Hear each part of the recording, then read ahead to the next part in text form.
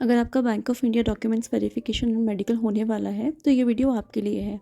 ये एक summarise documents checklist है जिसमें मैंने अपना एक्सपीरियंस शेयर किया है, जैसे कि वो कौन कौन से डॉक्यूमेंट्स होते हैं जो आपको ले जाना नहीं भूलना है या जिनकी वजह से आपको परेशानी हो सकती है, या ऐसी कौन कौन सी मिस्टेक्स हैं जो ज़्यादातर कैंडिडेट्स कर रहे थे।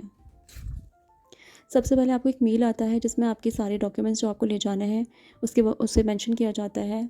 जैसे एक एप्लीकेशन फॉर्म होता है, आपका स्कोर कार्ड, उसकी कॉपी आपको ले जानी होती है, 10th-12th की मार्कशीट्स आपको ले जानी होती हैं, ग्रेजुएशन और अगर आपने पीजी किया है तो उसकी भी मार्कशीट्स और डिग्री। याद रखें जो मार्कशीट्स हैं वो सेमेस्टर वाइज होना चाहिए। आप अगर किसी भी रिजर्व कैटेगरी से बिलोंग करते हैं तो आपको अपना कास्ट सर्टिफिकेट भी ले जाना है।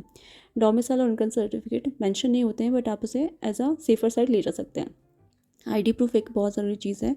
कम से कम 3 आईडी प्रूफ्स वो मांगते ही मांगते हैं, जैसे आधार, पैन, ड्राइविंग लाइसेंस, ये आप ले जा सकते हैं। कंप्यूटर कोर्स सर्टिफिकेट में अगर आपने अपने ग्रेजुएशन में या पीजी में कंप्यूटर कोर्स किया है तो आप उसे मेंशन कर सकते हैं, या आपने अलग से कोई कोर्स किया हुआ है तो उसे आप मेंशन कर सकते हैं। कैरेक्टर सर्टिफिकेट्स आपको अपनी लास्ट कॉलेज या यूनिवर्सिटी जहाँ से भी आपने पास आउट किया था वहाँ से आपको बनवाना होता है। किसी एक रजिस्टर्ड ऑफिसर से आप बनवाएंगे तो वो बहुत अच्छा होगा, या आपने कहीं भी अगर आप वर्किंग थे और आपने जहाँ से भी लास्ट कंपनी में काम किया है वहाँ से आपको एक एम्प्लॉय कैरेक्टर सर्टिफिकेट बनवाना होता है। उसके अलावा 3 सेट्स ऑफ फॉर्म आपको दिए जाते हैं जिसमें बहुत सारी डिटेल्स होती हैं जो आपको बार बार सेम डिटेल्स तीनों फॉर्म्स में भरनी होती हैं।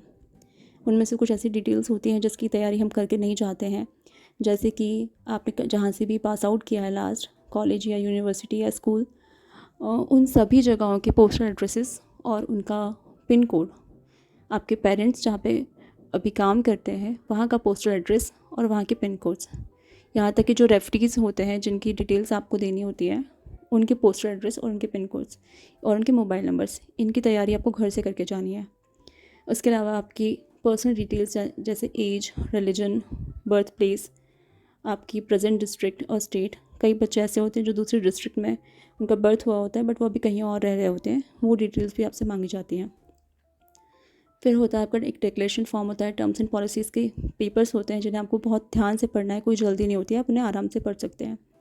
उसके अलावा जो लास्ट के पेजेस होते हैं उसमें आपके पेरेंट्स, उनके जॉब्स, उनकी एज, उनकी एनुअल इनकम, इनकी डिटेल्स भरनी होती है, और आपकी फैमिली में अगर कोई डिपेंडेंट मेंबर्स हैं उनकी डिटेल्स भरनी होती हैं। याद रखें जितने भी फॉर्म्स होते हैं उन सबको सेल्फ अटेस्ट करना होता है, और आपको अपनी कम से कम 5 फ़ोटोज़ तो ले जानी ही चाहिए। उसके अलावा आपका मेडिकल होता है जिसमें कुछ बेसिक टेस्ट होते हैं, उनके बारे में मैंने एक बहुत ही डिटेल्ड वीडियो बनाई है चैनल पे, आप उन्हें देख सकते हैं। इसके अलावा एक एफिडेविट होता है जो बनवाना बहुत ज़रूरी होता है। 100 रुपीज़ का एक स्टैम्प होता है जिस पर एक एफिडेविट बनवाना होता है। मोस्टली बच्चे वो एफिडेविट कैरी नहीं करके लाए थे, जिसकी वजह से उन्हें बहुत परेशान होना पड़ा।